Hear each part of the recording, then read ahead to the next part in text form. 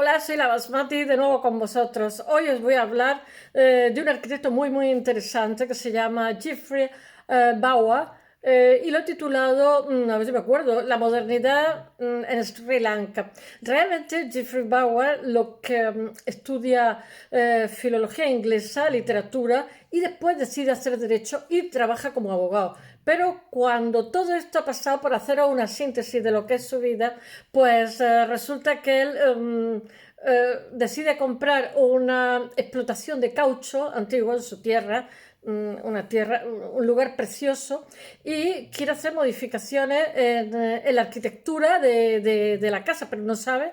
Y entonces empieza a indagar con la arquitectura. Él es un paisajista también maravilloso. Su hermano también es un arquitecto paisajista muy famoso. Os estoy hablando de los años a lo mejor 50, finales de 40 y principios de los 50.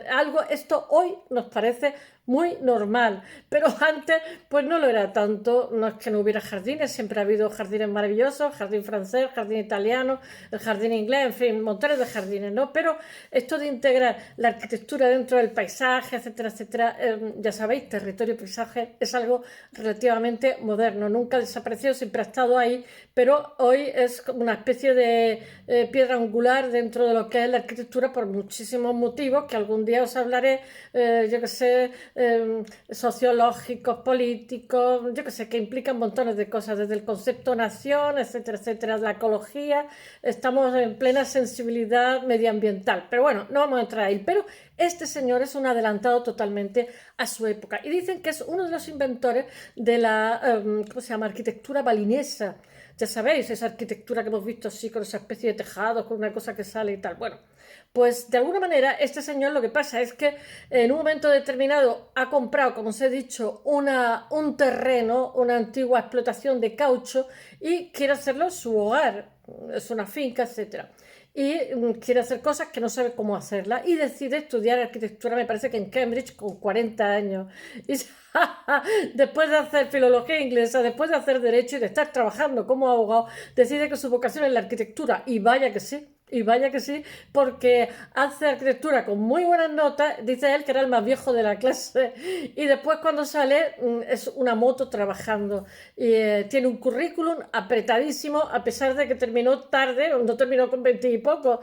Y bueno, ahora os lo contaré. Él va a morir, él pertenece a la clase alta de Sri Lanka. Iban a las carreras de caballo, y entonces si ganaba su caballo bebían champán, y si ganaba los caballos de otro pues bebían vino. O sea, era una persona refinadísima. Lo he puesto en el blog, hay fotografías suyas de pequeño, de una especie de cochecito.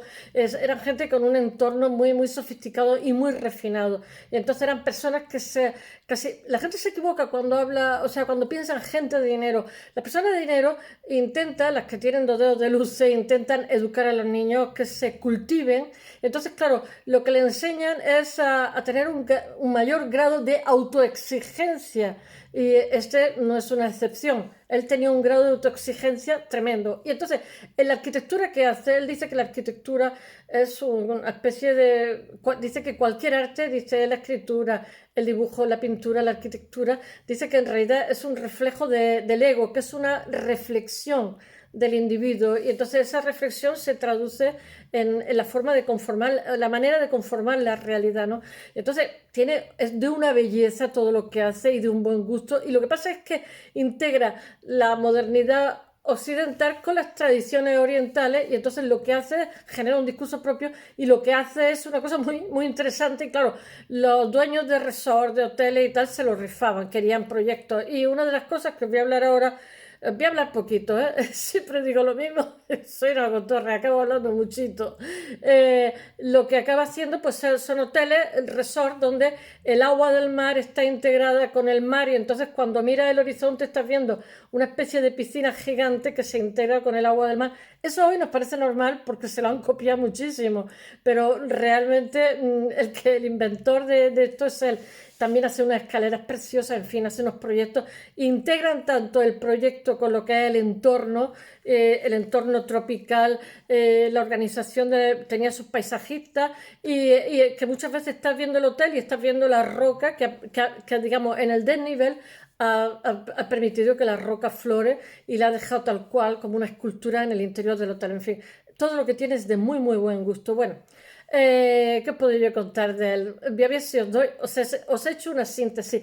Él, por último, de la síntesis que hago, él muere, no sé, me imagino, por lo que he leído, tampoco he querido indagar, o sea, podría deciros que él y el hermano son una especie de homosexuales, son una especie, no son homosexuales, muy, muy refinados, la gente los adora, son gente buenísima, y en fin, y que el hermano es muy famoso, tan famoso como él. Pero bueno, él para mí tiene otro, otro junio, otro aire. Él es, ¿cómo se llama? En realidad se llama, me parece que hay un premio suyo, se llama Jeffrey Manning Bawa, pero todo el mundo lo llama Bawa, y los lugareños que trabajaban para él en la finca lo adoraban y lo siguen adorando. Y en la finca, esta finca, mirar, Ceilán fue portuguesa primero, luego fue holandesa, pero a la vez tenía cultura musulmana, ¿no? Y entonces sus casas son casas portuguesa, holandesa, con el patio musulmán. Y entonces él ha hecho allí proyectos. Hay un proyecto precioso que lo he puesto en el blog, que no sé si es la casa de Dalima, o sea, una casa portuguesa, pero a la vez él la ha metido porque él durante un tiempo, antes de hacer arquitectura, él viaja por todo el mundo y entonces se enamora de Italia, se enamora perdidamente de Italia. Entonces, la aspiración en su vida, cuando él es abogado y él es filólogo, es quedarse en Italia, comprarse una finca y, digamos, organizar los jardines, o sea, una casa de campo y entonces me he dado cuenta que las casas que tiene Balinesa y tal tienen un guiño a Italia, a la Italia renacentista, que digo yo, bueno, bueno, bueno. Pero este señor tiene tan buen gusto bueno, que los resultados son maravillosos. Me ha gustado muchísimo su suelo de, ¿cómo se llama? De barro, que también se hace mucho en Andalucía. El barro le das con aceite gastado de coche y entonces, digamos, absorbe y tiene un color, cada losa es distinta. Esto de la antigüedad, de los romanos y de los musulmanes, también son losas así gordas que la imitan mucho y da fresquito a la casa, hace que sea isoterma. Bueno, a ver, si os hablo ya del hombre, que estoy contando aquí unas cosas, bueno, que realmente todo el mundo lo conoce por Bawa, es una persona muy respetada. Yo sospecho que muere de esclerosis múltiple porque he estado leyendo cuando empezó a ponerse malito, no podía tragar, poco a poco se iba quedando paralítico, pero todo esto siguió trabajando. Lo que pasa es que llegó un momento en que ya no podía trabajar, no podía aguantar el ritmo de trabajo con esta enfermedad autoinmune que es la esclerosis múltiple, que no se sabe cuál es la causa, pero bueno, acaba dejando a la gente totalmente en una silla de ruedas con la cabeza, con la percepción totalmente, pero sin embargo el resto del cuerpo pues no pueden tragar bien, le tienen que dar alimentación, ¿cómo se dice?, intravenosa y cosas así. Bueno, y entonces he sospechado, no lo dicen, pero dijo, poco a poco se fue poniendo paralítico, no podía tragar y tal. Digo yo, madre mía, esto es una esclerosis. Y eso es de lo que muere, pero muere cuando es famosísimo, cuando tiene de hecho, me parece que deja un hotel suyo inacabado, que no sé si se lo acaba un socio, un amigo, alguna cosa así, porque el proyecto estaba hecho, solamente que ya llega un momento en que muere, que no puede seguir adelante. Bueno, si os cuento un poquito de su biografía, es un arquitecto que nace en Ceilán, de Sri Lanka. Él nace cuando él nace todavía es una colonia británica. Nace el 23 de julio de 1919, no sé qué decir, Jeffrey Bawa, y muere en el 2003. No he hecho las cuentas. 80 y algo, me imagino. Tiene 38 o 40 años cuando empieza a trabajar como arquitecto. Cuando empieza a trabajar, no, cuando empieza a estudiar y a trabajar a su vez. Entonces, tras cursar inicialmente estudios de Derecho y Filología Inglesa, se matricula, inicialmente no, trabajaba como abogado. Y Filología Inglesa lo hace porque ama el inglés, le encanta y bueno, en realidad fue su primera vocación, pero poco a poco todos, cuando somos jóvenes nos vamos buscando, ¿no? Pero siempre encontramos nuestra misión en la vida, la mía en este canal. No, va en serio. Todos los jóvenes se rondan, ¿no? Están perdidos, dando vueltas, dando vueltas. Y bueno, pues todo el mundo encuentra su vocación y el que no lo encuentre, pues peor. Pues, bueno, se matricula en la Asociación de Arquitectos de Londres, donde en 1956 obtiene, había nacido en 1919, atención, obtiene pues la licenciatura, termina arquitectura. Y entonces trabaja porque los ingleses le dan muchísimo importancia aquí también cada vez más a la experiencia, ¿no? Y entonces trabaja para Edward Reid y Becks en Colombo y Sri Lanka, que es su tierra. Y en 1960 crea su despacho. En inglés dicen su estudio, con un socio que es Uri Plesner. Después con Uri Plesner va a hacer otros proyectos. Él llega un momento que trabaja solo, ¿no? Pero sin embargo va a realizar con otro, y este concreto es que era amigo también. Hace otros proyectos como el Bungalow de Silva. Este Bungalow de Silva es para una señora que se llama así, Silva, da Silva, que es portuguesa y son antiguas familias portuguesas que tienen propiedades en Sri Lanka. En Sri Lanka hay también hinduismo. Hay hinduismo y hay musulmanes. Ya sabéis que la India se tuvo que separar de Pakistán porque se tiraron de los pelos, aquí colisionaron, pero aquí no, de momento. Han tenido sus problemas en Sri Lanka muchos años, es una especie de guerra civil ahí que de vez en cuando los tamires, etcétera, etcétera. No sé si lo había oído, pero bueno, no voy a entrar en eso. Bueno, este bungalow lo he puesto en el blog, es de 1962 y es espectacular, pero yo le veo un guiñillo a Italia también, ¿eh? Hay modernidad, hay tradición Sri Lanka, hay guiño Italia y el resultado es muy bonito, es de buen gusto. ¿Qué puedo decir? Que su arquitectura, la arquitectura suya que triunfa, como digo, tiene un currículum de mejor, no sé, más de 100 proyectos.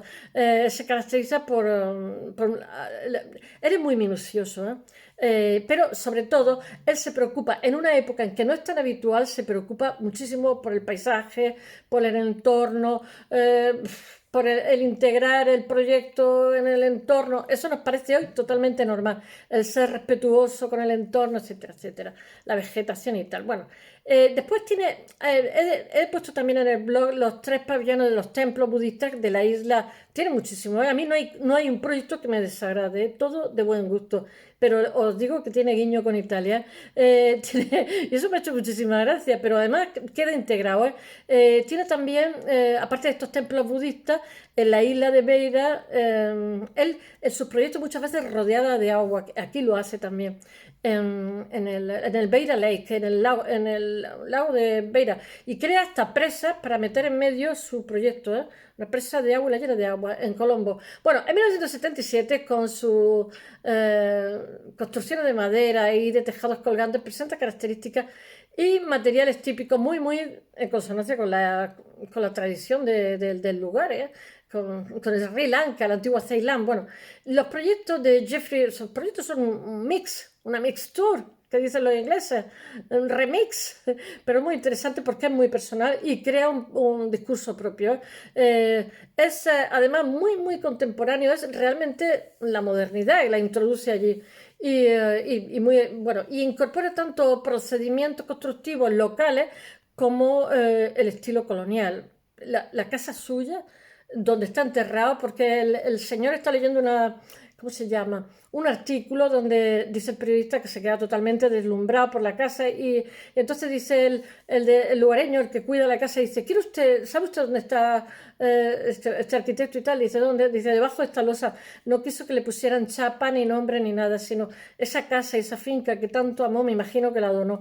Está enterrado en su ceniza bajo una losa. Bueno, al igual que el edificio de la Universidad de Rujuno, que está muy bonita, la universidad que hace en Matara, de Sri Lanka, de 1980 a 1986, y realmente están como concatenadas, están articuladas en una especie de las colinas, está integrada dentro de la que es la colina, pero concatenada.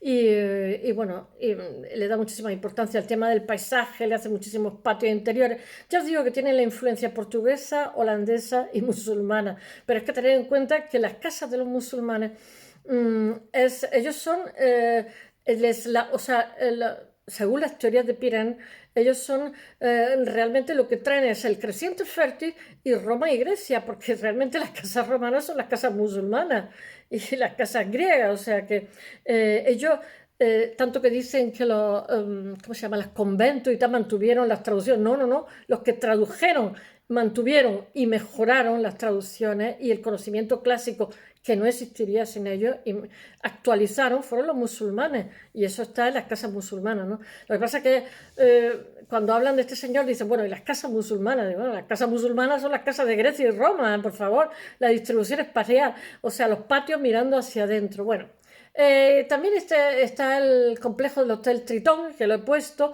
donde os he dicho que la piscina, que es gigantesca, está integrada en el mar. Te sientas, eso la han copiado hasta la saciedad. Que está en Ajungala, en Sri Lanka, que la hace entre. Claro, es que estoy hablando de los años 70, y ya me diréis, más de 50 años. Y entre el 79 y el 82. Y juega con. Realmente lo que está jugando es con el entorno. Porque la entrada. Lo que hace es que genera la entrada del hotel hace un estanque gigantesco, entonces pone palmeras dentro de ese estanque. Y bueno, las puertas de entrada realmente lo que pasa es que facilita la visión del mar. Estás sentado y estás viendo el estanque y estás viendo el mar y la piscina. Y bueno, que está situada detrás del hotel y se ve a través de un salón. Realmente, Geoffrey Bawa es uno de los arquitectos más famosos de Sri Lanka, yo creo que el más famoso con diferencia, y su trayectoria lo convierte en el principal representante de lo que se conoce hoy como el modernismo tropical.